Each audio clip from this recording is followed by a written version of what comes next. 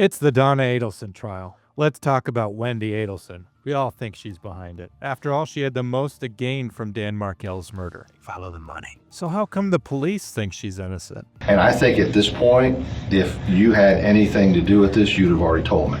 Hey, Oh, you come idiot. on, police.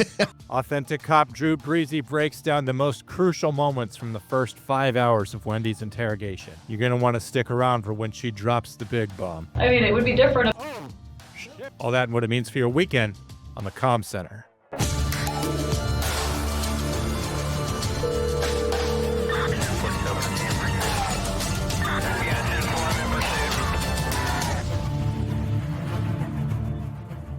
Wake up, America. It's the Comm Center with Drew Breasy. It's a TV show on the internet about two best friends who are called by a small-town sheriff to investigate when the same picture of a 12-year-old boy has appeared in every high school yearbook since the year 1957. I'm John. I'm an actual 911 dispatcher. I've been doing that job in my community for 10 years. Joining me, as always, is my podcasting partner with police benefits. Fake name, real cop. That's Andrew. Baxter also goes by Drew Breasy on the internet. Drew, today I'm excited because this entry in our long-standing Donna Adelson trial series is going to be very exciting. You taught yourself personally a 39-hour course on interview and interrogations. And so I think you're going to bring a lot to this conversation. If you missed any of the prior episodes on our Donna Adelson series, make sure you check out our entire playlist. We're going to get you up to speed, everything you need to know before this dramatic family conspiracy to commit murder trial unfolds in August. Drew, unless there's anything else, I want to talk about bringing Wendi Adelson in.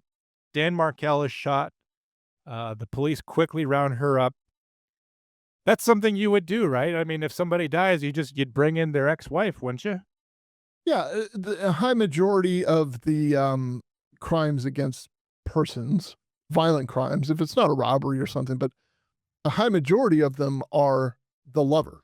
I think it's just more than anything stats. I mean, it's a probability. So they bring in Wendi Adelson and bring her in to talk to her. What you should know is before the detective actually begins the interrogation or the interview is that Wendi has already taken a call from her realtor regarding a shooting on Trescott Street. Her realtor called her and said, "Hey, I heard this happen. I just wanted to check on you, make sure you and the boys were okay. Call me back." And so Wendi had taken this call about a shooting. She knows the police have picked her up. She was out eating with her friends and asked her to come down to the station. She's more than likely already put together a few pieces in her mind about what possibly could have happened. I think that's important because we're going to be evaluating her behavior and her reaction to the news that Dan has been shot. And we're going to be gauging it for authenticity. And so to evaluate her first reaction to finding out Danny is dead, we also need to realize that she kind of already knew it.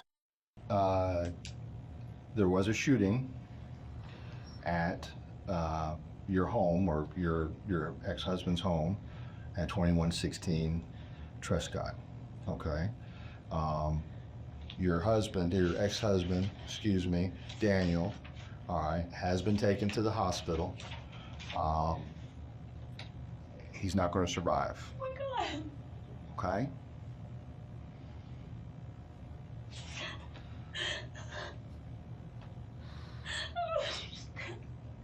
Drew, you've had to deliver a lot of bad news over the years. It's different notifying next of kin versus talking to a suspect. What do you think about that first reaction? Does that inform a lot of what's going to follow, in your opinion, after that? Yeah, it's really, really hard. We've talked about this extensively because of what people say on 911 calls, and that's, kind of our forte. That's your profession. And it is impossible to gauge how people are going to react to bad news like that. You could definitely pick up on in the moments after when they start asking very odd questions. But even sometimes when they have no affect, they're just kind of in a state of shock. She's having just like a typical reaction. I mean, this is, is she burying her face in fear, shock, or shame? I think that's what the subsequent conversation will determine. All right, so let's judge her affect and let's ask about, let's question her on the questions that she asked the detective as we go forward.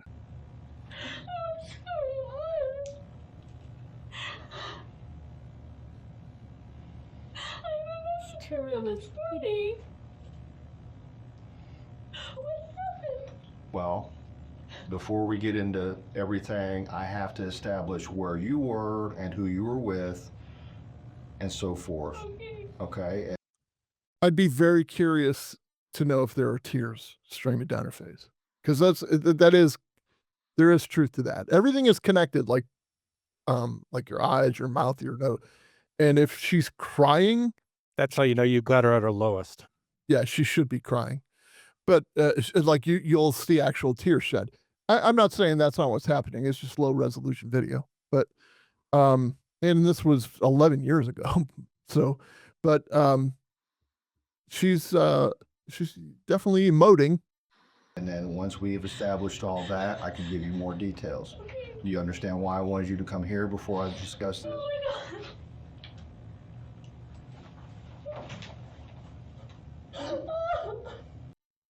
It's important, I think, to understand too, like hindsight's 2020, so it's easier to pick this apart. But I don't think they knew. The Tallahassee police didn't know anything about a conspiracy. Well, Like they weren't. They were very early on notified. Like there were a couple of people within hours or days or whatever that have said, "Yeah, you really need to look at this family," because that would happen later. He's only been murdered within the last couple of hours. They have no idea. This is the very start of the investigation. And then, of course, you would look at who would stand to gain, who the most likely perpetrator is, because it's usually the lover, like you said, but because there's custody involved, because there's kids. A cursory amount of investigation has uncovered that kids are involved. She stands a lot to gain by him being out of the way. And that's true for any custody dispute. Whenever there's shared custody of any kind, even if everything's amicable, once one of those parents dies, the other person gets full-time custody. And assuming that's what they want, then they automatically gain from that death. yeah, it kind of dawned on me when you were saying all that. Like, just think of the torture that Danny's parents have to go through every time one of these trials comes up, or the kids. You know, like they're losing family members left and right, one viciously and violently, and then he was like his legacy seemingly was erased for their safety because the Markel last name was taken off of there. Yeah, it's a crock of shit because Wendi didn't take his last name either. And then if it was really about their safety, she would have renamed them Smith or something. Because anybody who would have targeted Dan Markel knows who Dan Markel is, and he knows who the Adelsons are. Because if you know enough about Dan Markel to want to kill him, you know who his family is. Hey, before you do anything else, make sure you're doing all those YouTube things. Make sure you hit like, make sure you hit subscribe to keep up with the Comm Center. We answer 99.9% of comments, so make sure you leave yours below.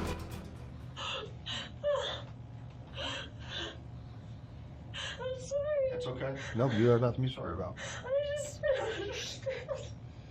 How could this happen?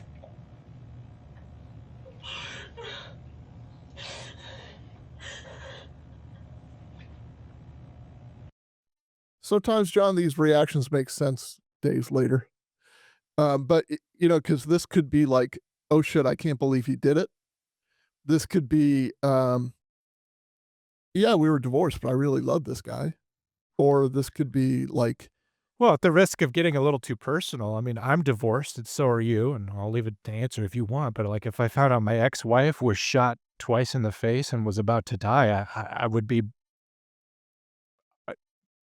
reacting just like Wendi. yeah, devastated. Yeah. Yeah. I'm friends with my ex-wife.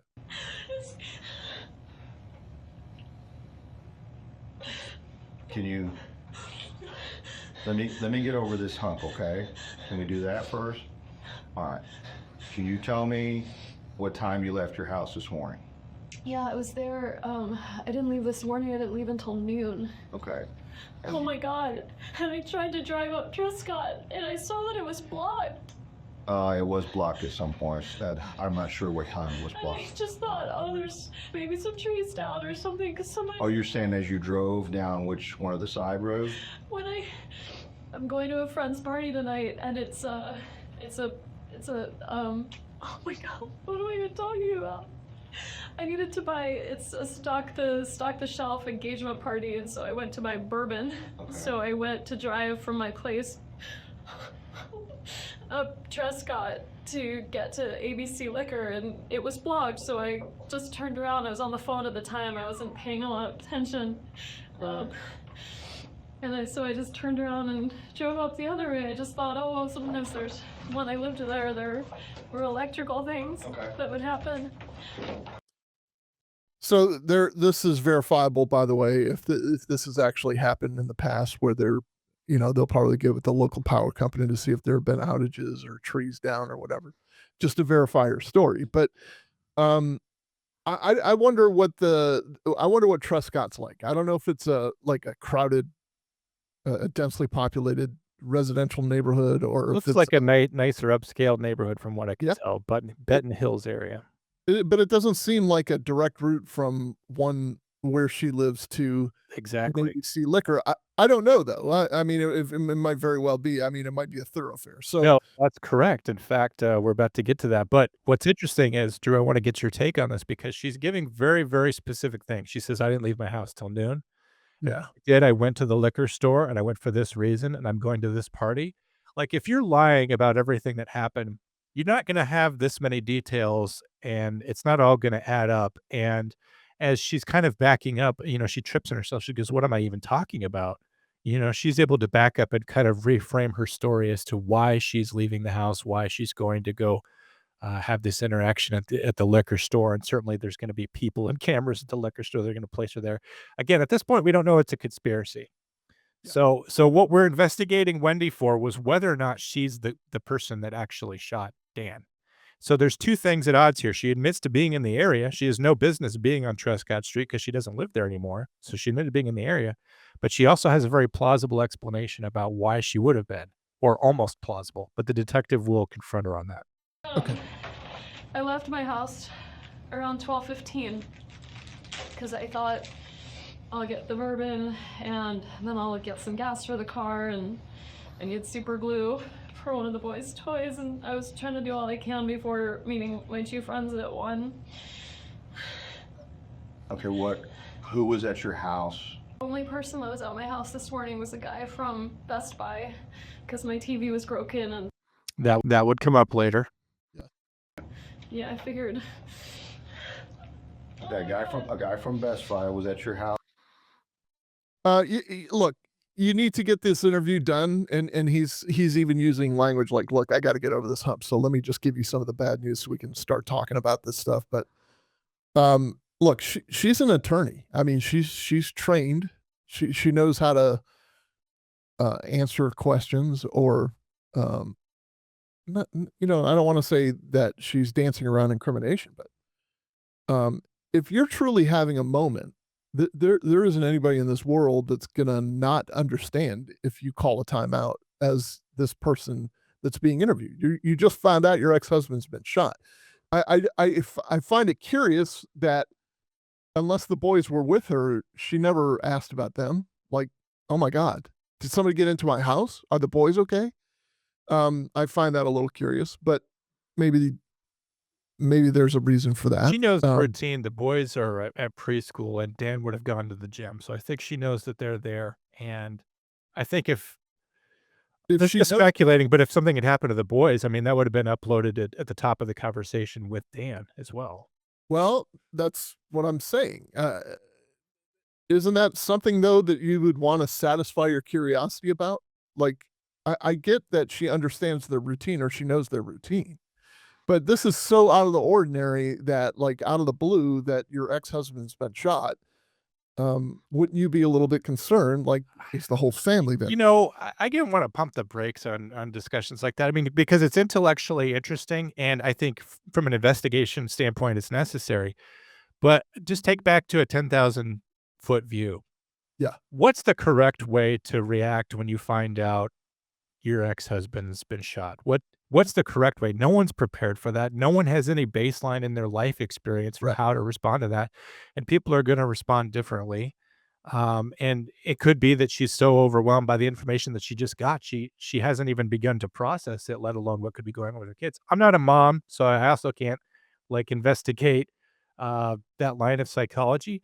But we always look back on these cases where someone's been convicted or wrongfully convicted, and we tend to look at these characters in these cases and say, like, I knew it all along from the first few minutes of their interrogation that they reacted this way. Yeah. And I think that that's us patting ourselves on the back a little bit. I think that, what comes to mind is Scott Peterson. People were saying that he was behaving in a very, very cold and strange way when the search for Lacey was underway, but no one said anything about that until after he had become a suspect. So if it was really so suspicious, why weren't people saying that right away?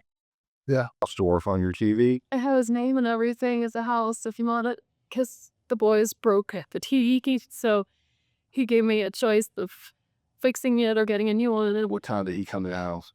He called me in around 8. He was probably there until around 10. So Wendy describes driving near Trescott earlier that day and seeing it closed. We've mentioned that. But the detective wants to know why she was there since it's not on the way. Went to ABC Liquors, bought the bourbon. I'm a little confused. You're up on Centerville Road. What's your purpose of driving down Trescott? It's usually the shortcut to get to Oh. Monroe. To get to Monroe? I usually take it as a cut through to get to Thomasville or Monroe. Okay, all right, so I don't know why I said Monroe. I was thinking Mosaic, Monroe, Thomasville. okay, so when you come down into town on Centerville, I almost always cut through Trescott. and just drive by your old house? Well, I do it as a way of like coming to terms with a divorce. But yeah, sometimes I drive there. If I'm too sad, I drive around. To be honest with you, I did the same thing. I would kind of drive past my old house and my old apartment and reflect on how my life had been. And it wasn't always necessarily on the way to anything, but I would kind of visit those areas just because I like the connection to where I used to be. Do you know anybody that would have a beef against your ex-husband? He always meant well, but he would sometimes rub people the wrong way. Okay. But not anyone who would do something like this. Anybody that he owes money to? No, he owes money to me, He owes money to you? but Okay, not me. okay, all right. Oh my God, we're poor kids.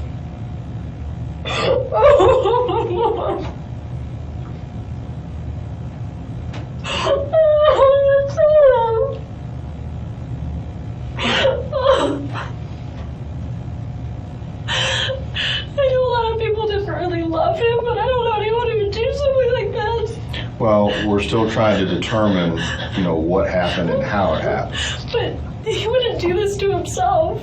Okay, He was a very positive person. okay, We've been separated for 2 years, so I don't know, right, if he had something going on, I wouldn't know about it, but right. but not, he didn't owe anyone money. He didn't do anything except work and take care of his kids.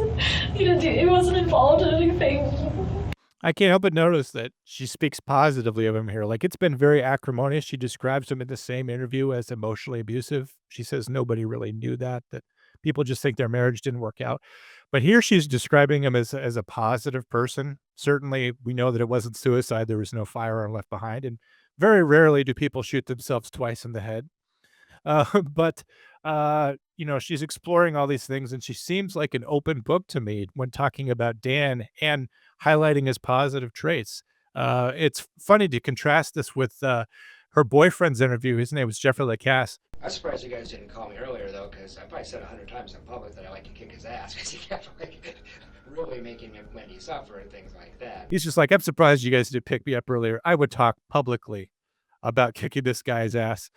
And it was interesting to watch his interview as well. But she does seem very open to me, doesn't seem to be holding anything back, and is willing to talk about the good and the bad. And I think that's how you could tell that she's being, I think, very open, because marriages have good things and bad things in them, even the ones that end, wouldn't you say? Yeah, I'm like, first of all, these are highly edited, like wherever we pull them from, they're edited from that even. So you might not get the full picture, but I can tell you she's saying all the right things. She is definitely kind of on the If I were in there talking to her and I would be asking the same questions they're asking pretty much, but she's saying all the right things. You're right, giving credit where credit is due, talking about the bad times. She's got an answer for everything that is feasible and plausible. If she's an actress, she's trying really hard to pull this off. It's going to come out. It's going to come out in her body language. It's going to come out somewhere. And even if this is just a thought in the back of her mind, that's going to leak out a little bit at some point. And I don't know. We'll see as the interview progresses. But so far, she's genuine as far as I can tell. I just got back from being with my family in South Florida.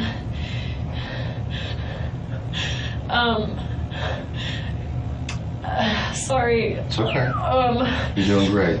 So the detective seems kind of chummy here, and I think this is where your experience meets the true crime community, because he says you're doing great. Does this mean that he's already been duped and no longer considers Wendi a suspect, or is he trying to build rapport with someone who's already talking and encouraging them, Drew? Totally building rapport. You have to remember that's a human being that you're talking to, that you just delivered the worst news that you could possibly deliver to. And she's making statements like, my poor boys, like meaning they're going to grow up without a father. You can't be the cold, callous, like, aha, detective, your whole, that entire interview. You're trying to get a baseline when you're building a rapport to see how she reacts to certain things anyway, to see, how she reacts to very simple questions, whether she takes the long way around giving you a straight answer. But I don't think he's been duped at all. And that is something called, what he said is something called a minimal encourager. When you say, like, when you ask an open-ended question and she's talking and she's trying to breathe in the middle, he's saying, you're doing great. You're doing great. You're trying to encourage them to stay talking. That's the object of this whole thing. Keep them talking, because the minute they shut down, is when their mind takes over, and that's when they shut down altogether. Verbally, they're not going to help you anymore, whatever. So I think this minimal encouragement is very typical, and I think he's still listening to every word she's saying. We do it in hostage negotiations too. Which synagogue does he go to? He goes to two. The one he's most strongly affiliated with is Shomrei Torah. And by the way, if you get a nod that I can use the bathroom, I could really use it. So I'm gonna make that I'm not right going now. to die, but if I could just, that'd be great.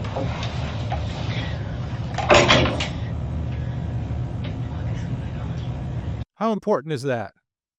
When she thinks he's out of the room and nobody's watching, she says something, and it's a question. What is going on? It's a I think it's pretty important. I think this is what I was talking about. If it's in the back of your mind, it's going to creep out somehow, either through writing or through words or whatever. And it's now come out, like, what is going on? What is happening here? Like, So this shows you she has no criminal information, though. or if she's thinking that her brother's involved, or is she thinking at this point her family's involved? Like, Right, that's speculation, but it's not possession of information. no, absolutely not. So she sits perfectly still that whole time when he's out of the room. What can you tell from someone that rests, relaxes, cries a lot, hunches over, puts their head down? They say, and I don't know who they are, that the guilty always sleep, and there's a reason for that. The reason for that is that your hormones are raging while you're doing this. If you're being deceptive, your hormones are just like going crazy. You're fighting your own central nervous system, trying to make sure that your body doesn't make movements that indicate you're guilty. And at the same time, your brain is moving 200 miles an hour because you got to stay 10 steps ahead of the detective, or at least you think you do. And at the end of that, the adrenaline rush of all of that going on, when the detective steps out of the room, you'll experience some kind of crash. It's normally at the end of a long interrogation, but you're going to experience a crash at some point. and that crashes when people just kind of like woof, put their head down, try to gather themselves. Some people just knock right out, boom, go right to sleep. She, I think it's important to note, is she stays huddled. She's like cold and nervous, and meaning not nervous as in like they're on to me, but like unsure, confused. Um, she's exhibiting normal, like what I would expect to be normal body language, like in a person in her position.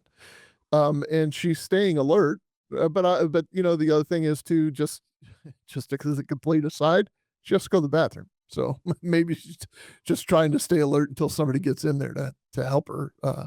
The detective did say it was cold in there, so that's a good catch by you. That got edited out and you figured out. Before Wendy can go to the bathroom, they've got to check her for GSR. I wanted to include this because a lot of people who feel like Wendy wasn't scrutinized by the police, you should know that even though things are going well so far in this interview or this interrogation, whichever it is, they do take her phone. I'm assuming, go through that with something like Celebrate back in 2014, and they check her hands. Um, in big cases, the Menendez brothers, they were trusted that they didn't kill their parents, and they were never had their hands checked for gunshot residue. I just want you to know, for those people out there that think Wendy was involved, I don't think anyone necessarily thinks that she was involved with the actual hit, that she was there operating a firearm, but the police did treat her with a high level of scrutiny right away.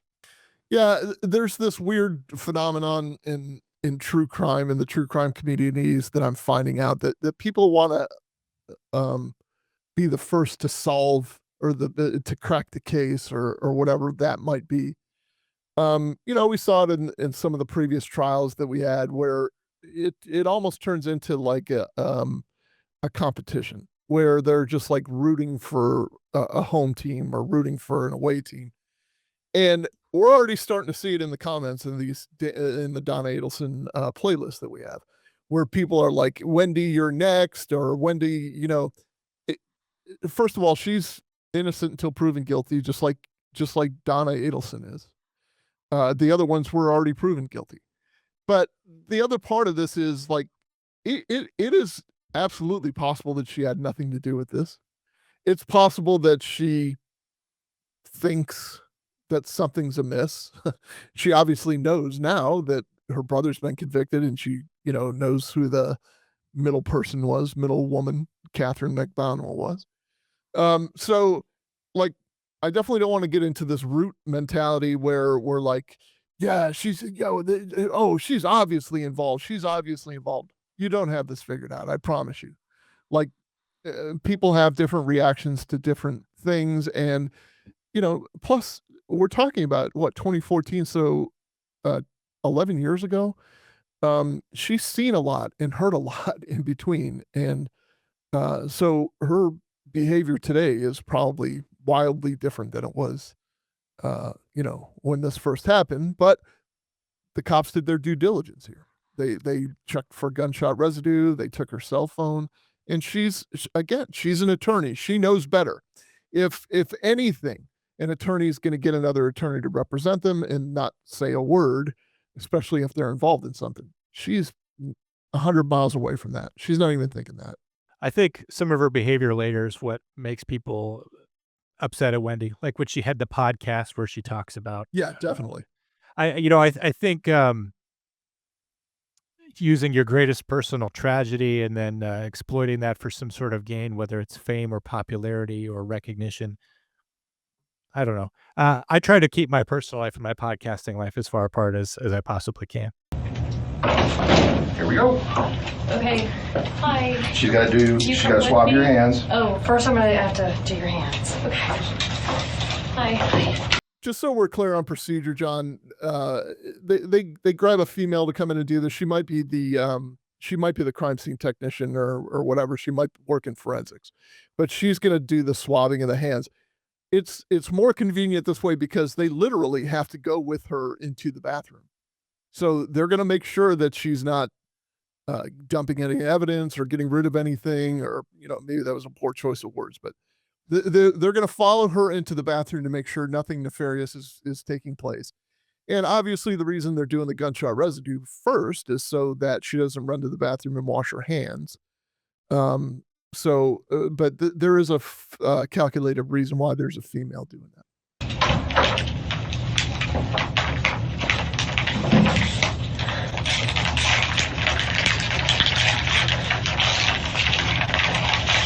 What does GSR stand for? Gunshot residue.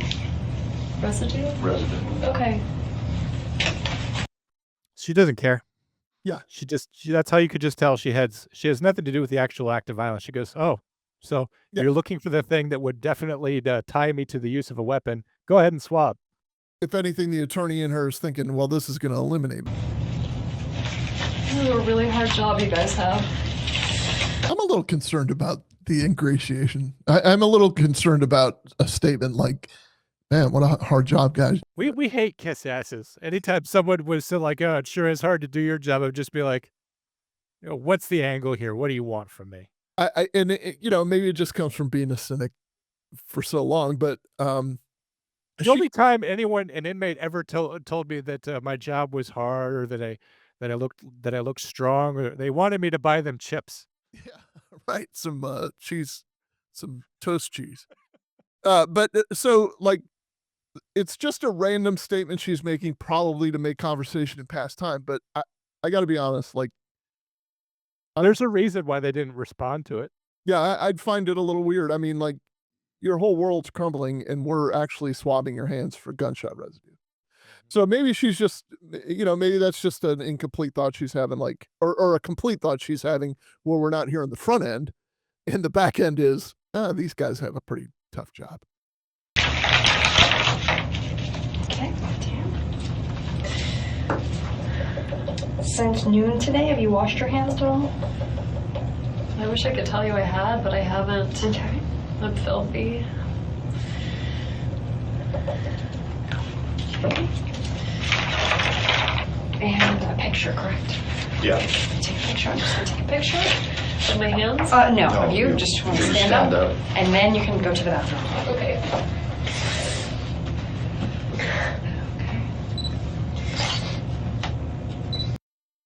There's her picture. Is he still alive? Clinically, he's not going to live. What does that mean? He has Is a he brain severe, dead? yes, he has a severe brain injury. So much shot to the head. It's apparently there's too much damage to recover from it. Okay, that's why we need to get a hold of his Instantly. parents. Right. There's irreparable damage. There's nothing that can be done. I mean, I'm not there. I wasn't there, but I understand from previous cases that the brain, his brain is damaged beyond repair. There's nothing that can be done for that. Is he still alive? Should I bring the kids to see him? No. He has severe facial injury. I'm sorry, and I know this is tough, but I would not want my children to see. Okay, I just thought I got this inkling that maybe he was like still somewhat conscious and I No. wanted him to get to be with them if that. Okay. Very rational. I'm sorry. Okay. I'm sorry about that, but that's Okay. that's the way. I liked when she doesn't understand first what's going on. He says, he's been shot in the head. He has a brain injury. There was a moment there where I think the realization that everything that had happened to him, it takes on a grotesque layer of reality where she realizes he's been shot in the head, and she's picturing the head wound, but she's still not quite getting there. She's like, well, should I bring my kids? And the detective's like, his face has been blown off. I don't think you want to bring your kids to see it. Right. And I think she kind of goes through maybe a second or third wave of emotions there. That's the way it is. Like I said, Okay. there's severe injury, trauma. Okay.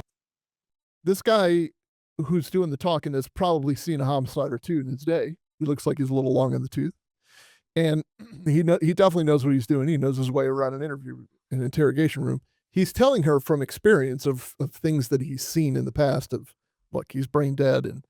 But let's talk for a second about the psychological toll that not only seeing those images for an entire career, but having to sit face to face with somebody and tell them, yeah, you don't want to bring your boys. You're making a decision, a lifetime decision for that mother to not bring her children around their father, to see his face obliterated. And hearing her crying, seeing her with the wad of Kleenex and all this other stuff, I don't care if she's involved or not, that takes a toll on you. That rips you down. It's telling a parent that their child is no longer with them. It's telling a brother or a sibling or a best friend. Those are that's sometimes the nightmare that wakes you up. It's that scream or that wail or whatever. It's not necessarily always the bloody head and the bloody face. So I'm still bothered to this day by a comment that somebody made when I was talking about trauma and I think Michael Proctor or something, and just using dark humor as his outlet, which was a poor decision on his part. But the person who is just like a true crime aficionado who's never stepped outside of her couch to deliver bad news like this, or secured a crime scene or had blood on her shoes or brain matter on her pants, is telling me, yeah, well, I think you're using this as a sword and a shield because you're making excuses for him. And that drives me insane. Like, until you've experienced it, shut your mouth. Yeah. In fairness, though, had Michael Proctor been interviewing this lady, he would have said, "Lady, Dan looks like his face looks like somebody punched a lasagna. Okay, we're not going to have your kids in there." The C word won't stop crying. All right, Is there someone is there a doctor working on him, or are they just? there's doctors at the trauma bay, the ER. I think he's been transferred to ICU. Okay. All right, and they'll have to make a determination about organs. Oh my and God. so forth. Oh. It's her breathing, her shallowed breathing. You're not going to fake that. You can't fake that, and your body is going to go through these roller coaster, but the gravity hits her about.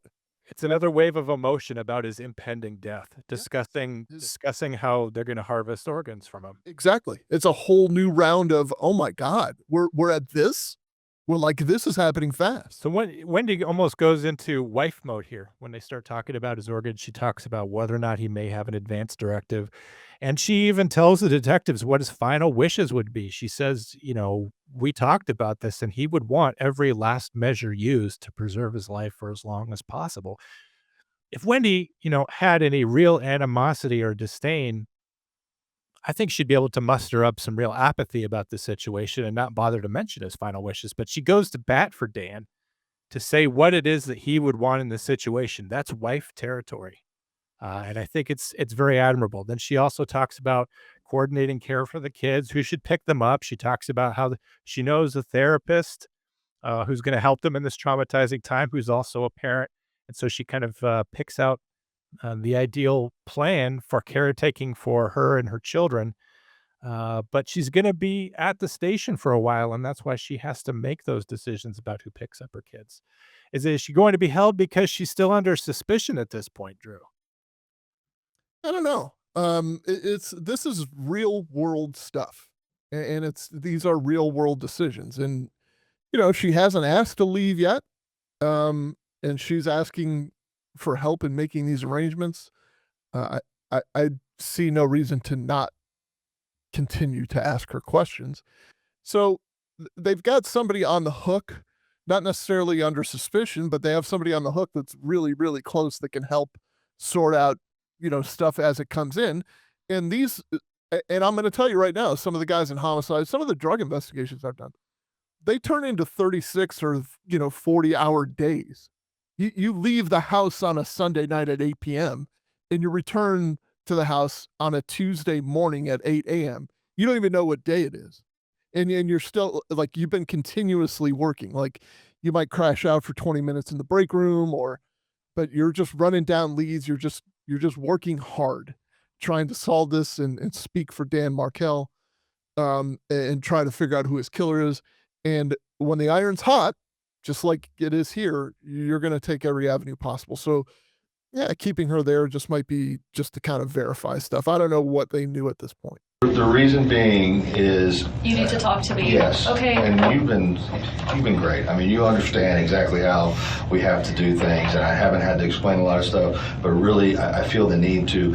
I really want you here. Okay. If you know, and you're not under arrest or anything like that. I understand why you But, think I'm but- the primary suspect. No, you're not the primary suspect. I have to work just as hard, whether you were or you're not, Okay. I Okay. understand. to show what your activities were. Yeah.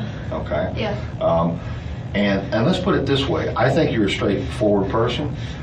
And I think at this point, if you had anything to do with this, you'd have already told me. So either it's a head game or Wendy's been cleared of suspicion in less than 2 hours of questioning and forensics examination. It's just shy of 2 hours. And he's saying, you're great. We need you for the investigation. And I think if you had had any part in this, you would have already told me, Drew. I'm gonna say his assessment is dead on. Like, I agree with him. It's the same thing I'm thinking. Like, he sat across from her for. Well, he also just repeated what you said. So that's, of course you agree with them. He already agreed with you. But I am saying, if she had any apprehensions about her family being involved, she knows she's gonna slip. She knows she's going to talk, and she's a trained attorney. She may not have been a criminal defense attorney, but she's a trained attorney. She knows not to talk, and she has zero apprehensions about talking. She's not overly cooperative in the sense that, man, I find that suspicious. She's so cooperative. She is the perfect amount of cooperative. She's having the right emotions. Like, I'm not. If it's later determined that she was somehow involved in this, I'll be shocked. And you haven't. So my thing is that let's let the. My ex-husband caused me a lot of grief. I would never do something like that. I know.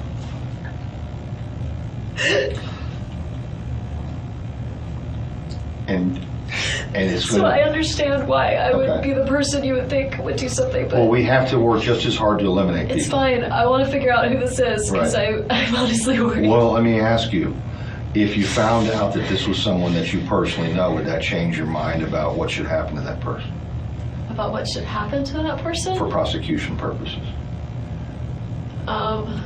No. Okay, that is a calculated question, and that is the right answer. If she minimized any of that, if she's like, first of all, she was kind of confused by the question. If she at all it minimized at any part or at any point of that question, like, well, I mean, it would depend on who it was. If she said, well, I mean, like, if it's an ex-lover, then you know what I mean? If at any point she said anything other than what she just said, I would say, I'm very nervous about this. Uh-oh. She's, Wait for what she's about to say then. oh God. Is there any way that you would think if somebody tried to kill my ex-husband, they should be prosecuted to the full extent of the law. regardless of who it is? I mean, it would be different if I thought it were my brother. Oh, shit. Oh God. Oh no. No, so is she seizing a moment of apparent trust because she says, I wouldn't do this, and the detective says, I know, and he goes, well, would it change? How would you feel about it if it was somebody you knew? She goes, well, they should be prosecuted to the fullest extent of the law, unless it's my brother, in which case, we gotta just be understanding towards him and give him a pass. This is But- such a huge moment. Okay, but this is what I'm saying. This is like, if you rewind to the beginning of the episode, this is what I'm saying. If this is in the back of her mind somewhere, it's going to escape. It's going to come out in emotion. It's going to come out in words. It's going to come out in writing. If she has any inkling that anybody else is involved or her family's involved, that's exactly what I was talking about. Well, her brother did mention to her that The TV he would replace the TV because it was cheaper and hiring a hitman. than hiring a hitman. So, and she knows, and she knows the past 6 months, the past 2 years since she's been separated, divorced from Dan. She knows that she's been talking about the acrimony with her mom. Her mom has been sending her emails on how to needle Dan and how to upset him. And there's been ongoing litigation about hidden money. You know, she said earlier in the investigation that He owes Dan owed her money, and obviously there was ongoing custodial problems with Dan trying to prevent Donna from having any custody of the children, which is obviously very important to her. So she's able to unravel that pretty quickly. She thinks in her that her family would be the one who would be most likely to take any action on her behalf because these are the people that she's been talking to about what a problem Dan is. And you do for family, right? Not just the mafia, but even regular families, I guess. And so that's her first thought is who in her family might be the person that could have set up that trigger to be pulled. And so she mentions her brother right away. She mentions that her brother Charlie, that she's very close to him, that she talks to him a lot. But all of a sudden, once he's introduced in the conversation, it does give her a little bit of pause about whether or not they should be prosecuted to the fullest extent of the law. and this is a lead. This is exactly a lead. Huge lead. But I don't think it was my family. Anyone outside my immediate family, that's a tough one. But Okay. I don't think my immediate family did this. So Okay. if it's anybody else, yeah. Okay. Would you think that this guy Charlie would even be capable of doing something like this? No. No. It's just talk. He's the Joker. Okay. All right. Based on the fact that the clock is already ticking, all right, and we have to do as much work as possible up front. For homicide detectives, the clock starts ticking the moment they are called. The chance of solving a murder is cut in half if they don't get a lead within the first 48 hours. I've heard that somewhere before. That's why I want you to stay here, Okay. if at all possible. Okay. So now it's hours later, and Wendi has, I believe it's probably a victim's advocate or somebody there to help her, somebody help her manage stress and make plans. But she's going to call her mother for the first time and inform her mom that something has happened to Danny. And since we're headed into the Donna Adelson trial, I think it's important that we talk about Donna's first reaction to hearing that she got what she paid for. Because I don't even know that he's dead. I just know You don't? that he has But- been shot. And But all signs of what everyone's telling you, I mean, when they start talking, sorry to be blunt, organ donation, I know that's he's not really. He's kind of, Okay, so I just want to tell them what happened and that I need them here. This is you know, victims advocates, by the way, are like they're saints. They're saintly because they really deal with the victims in these things, and it could be anything like an SA, it could be a homicide, it could be anything, and they just have to have that voice of reason, and they have to be able to overcome. If you're familiar with I think it's the Kubler-Ross model, where something, The guys that make the cookies?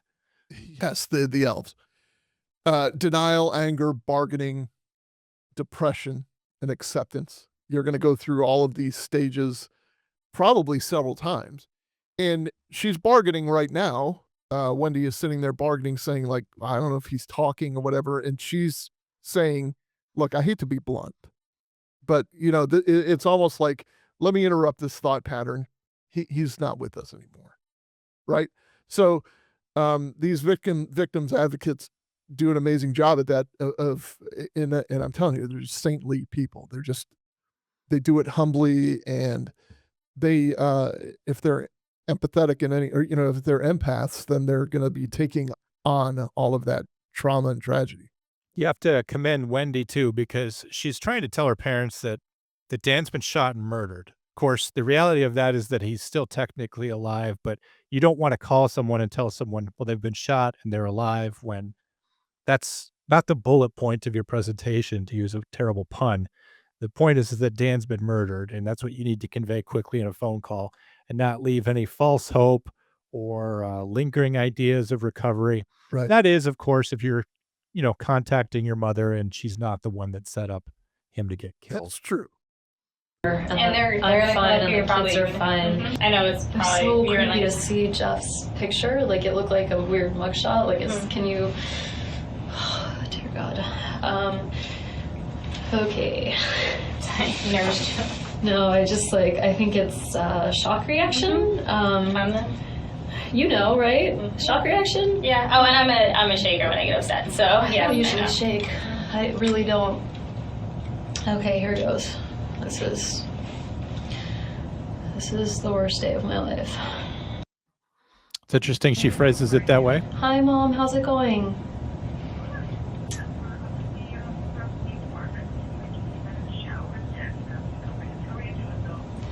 Mom, I need you to sit down. I am fine. The boys are fine. I need you to sit down. I'm fine, and the boys are fine. Danny has been. You can put me on speaker. Yeah. Danny has been shot. What? To me, that just didn't ring right. It could have been. It should have been stunned silence, not this angry what.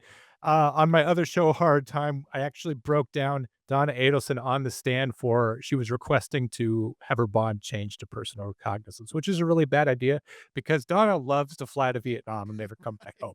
A one-way ticket. But Donna talked about the trauma and hassle that she's endured in prison, and she is very, very, very good at. And she's an actress. She definitely knows how to play the part. And I wanted to catch her first fake reaction to hearing that Daniel was dead, and it's just what? What? By Latin Kings? Was it the Latin Kings again? Why would you say that? No reason. Say what? Anyway, Donna Adelson's first reaction to that just is not nearly as good as Wendy's reaction. Not as authentic as everything we've seen before that. So I don't know. I'm kind of a skeptic about Wendy. I want to believe that she had nothing to do with it. I think it's possible that Wendy was perceived as weak by the family, that she needed someone to step up and save her from the evil ex-husband, that when Wendy could not, resolve her problems for herself, that they would take it on and ultimately get Dan out of the way. But, we'll see once Donna gets convicted, and I honestly believe that that'll be easy to prove, as easy as any of the others. We'll see if maybe something else comes out, because if there is evidence for Wendy, you can bet that we haven't seen it yet. Police are not going to be putting all the information out there on the internet and messing up an investigation that's been going on for 11 years. So it'll be exciting to see if anything happens after that, or if this is the final trial of the murder of Dan Markel. Folks, if you like this show, you bet your sweet ass you like it. That was awesome. Make sure you're checking out all these other videos. We've got lots of hits. Check these out right here. Look at all these videos. Leave us a voicemail. You can call on the show 848-COMM 911. That's 848-266-6911. Make sure you're checking us out on all the platforms. Drew, I want to say that was a great episode, but really you just said what the detective was about to say at every single clip. So I guess you proved to all those people that thought you were a terrible investigator during the Garrett Reed thing that you're an actual cop. Oh, well. Yeah, it's the thing on the bottom always says that. Actual cop, right?